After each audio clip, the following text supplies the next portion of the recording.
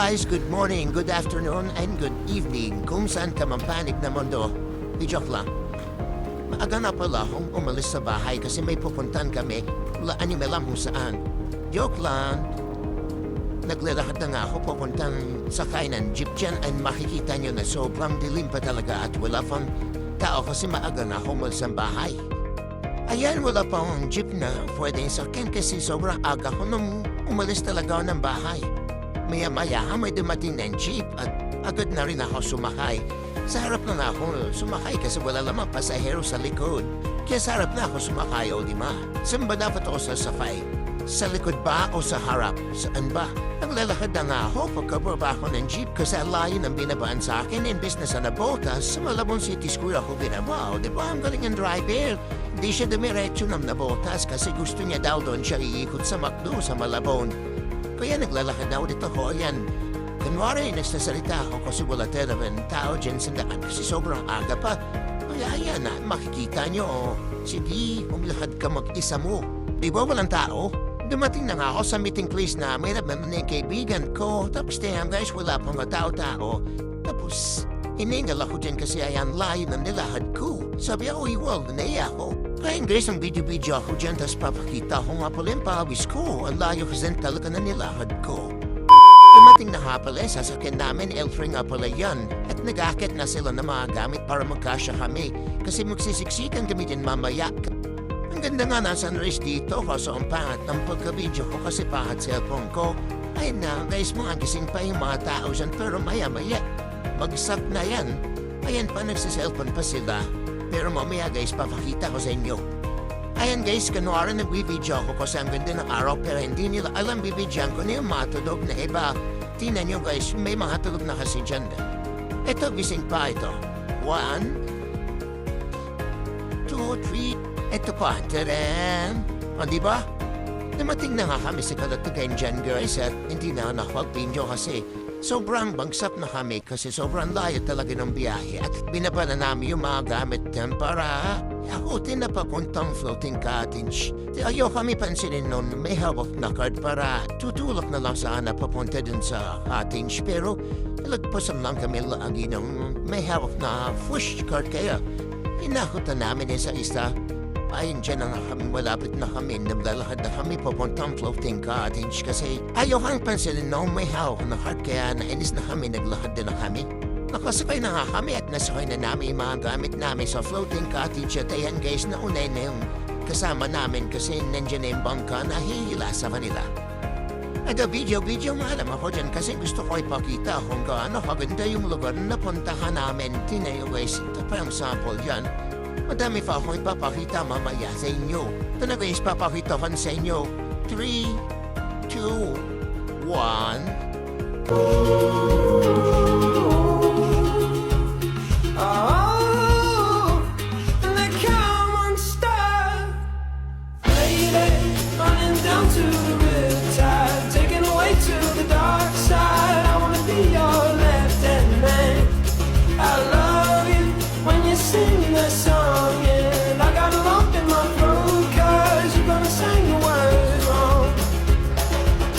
This movie that I think you like. This guy decides to quit his job and head to New York City. This cowboy's running. Ayun guys, tamang video na ako. Tsaka meron nga pala na tubig dyan para hindi ma-dehydrate. Sobrang init nga talaga ng panahon ngayon. So ayun guys, nakikita naman natin na nag-i-enjoy ang mga bata at nakikita nila sa paligid kasi sobrang ganda talaga na napuntahan namin kaya pumunta na rin kayo dito guys. Tamang sujip na halasin sa kapaligiran kasi hindi pa kami nakakarating sa pangalawa namin pupuntahan kaya ina-appreciate na nila yung nakikita nila sa kapaligiran. Ito guys, nakita ko nagbibideo siya kaya hinaraan kang binibideo niya pero di ko alam ako pala yung binibideo niya. Tapos istinin mo nung papapansin ako sa camera para hindi niya mabidyoan pero di ko alam ako pala talaga yung binibideo. Ayan nga pala yung mga kasama namin na nauna. Ang tagal na namin kasi ang tagal dumating nung bangka na hila sa amin kaya kanina pa sila dyan naghihintay sa amin. Ay nag-devotion nga muna kami bago kami maglublob sa dagat at kami nga pala nagpaawit ng kaibigan ko dyan.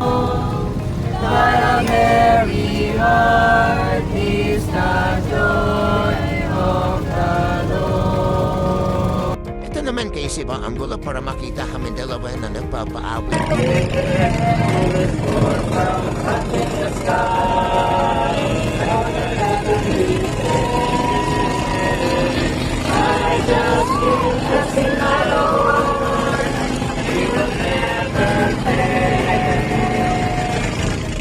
At pagkatapos na napag-aawitan, sinundan ito ng welcome remarks para ipakilala ang mga nagsiganap at nagsiganap sa mga oras na yan sa amin. Ginanap na devotion sa lugar na yan. At ang nanguna at nagbahagi ng message sa oras na yan ay walang iba kundi ang kapatiran natin sa iglesia. Pagkatapos nga ng devotion, kumain muna kami at pagkatapos ng kumain, lumuplup na din agad kami sa dagat kasi sobrang init na talaga ng mga oras na yan. At minakuha nga akong starfish dyan na pakalaki at ang ganda. At ayun nga sabi ng kasama ko dyan, video niyo daw, pupunta daw kami sa malalim. Kaya yan, papunta na kami sa malalim tapos maya-maya lang bigla siya nang sabi sa akin at sabi sa akin ito. Mag-interview ka.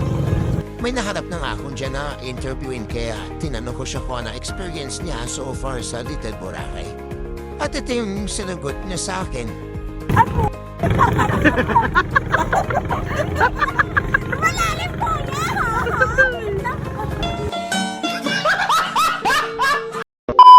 Minatulungan po siyang tao ngayon.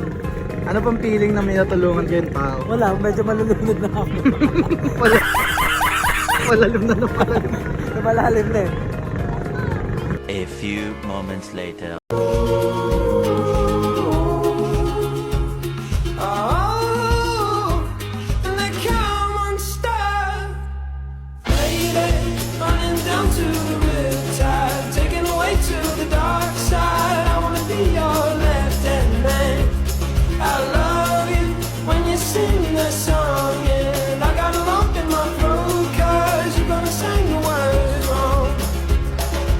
Is this movie that I think you like? This guy decides to quit his job and head to New York City. This cowboy's Hanggang si mga nauna ako sa inahan nila kasi nakarating na sila sa last namin pupuntahan. Habang kami nandito, nakasalubong namin ang Straw Hat Pirate. Malapit na nga rin kami makarating dyan pero hindi na kami nakapag-video kasi sobrang nag-enjoy kami sa last na pinunta namin. Ito nga lang yung video namin, tumalon lang kami tapos wala na yun. Pero ang dami namin ginawa dyan guys. Ayun lang talaga yung video kasi busy kami dyan, nag-enjoy talaga kami sa part na yan. Tapos wala na kami masyadong ginawa kundi magbabad dyan sa last na pinuntahan namin. At ayun na nga guys, nag-TikTok na nga sila sa dagat. Kanina sa cottage na sila nag-TikTok pero naisipan nila mag-TikTok sa dagat para daw challenging. Ayun nga, mawing-mawi nga yan tinitiktok nila dyan. Yung sa Lion King, nagkakasiya na nga lang sila dyan habang hinihintay yung huling activity ng gagawin nila. Ay na yung huling activity ng ginawa nila. Ako ngayon nahihilo kasi para silang dami sa washing machine na pinaikot-ikot.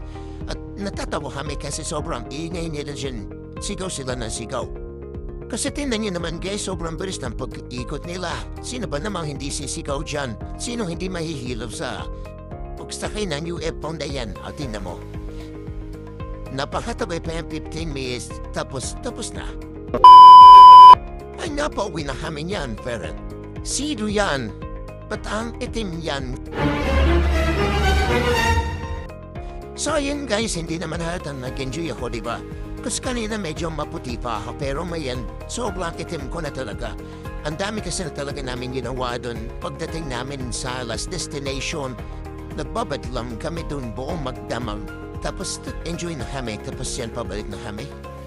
So ayun guys, hanggang dito na yung video kasi di na ako nakapag-video nung uwian na kasi sobrang bagsak na kami, tulog kami buong biyahe. Kaya hanggang dito na yung video. Thank you for watching guys. Bye! shell. Oh.